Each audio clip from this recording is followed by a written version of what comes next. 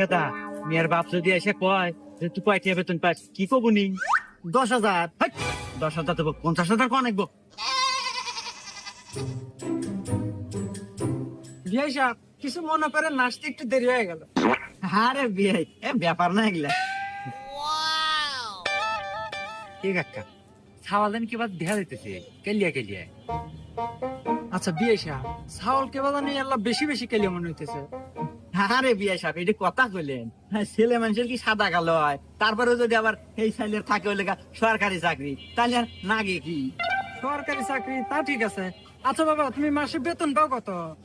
পাই মাসে 50,000 টাকা। মাসে 50,000? কি রে, এখন না খারাই গেছো? যা তাড়াতাড়ি বক্স নিয়ে আয়, বিয়া ফাইনাল। তুই বেতন পাই 50,000, মাসে আমার কাজে দিস 10,000, আর 40,000 কাট দিস।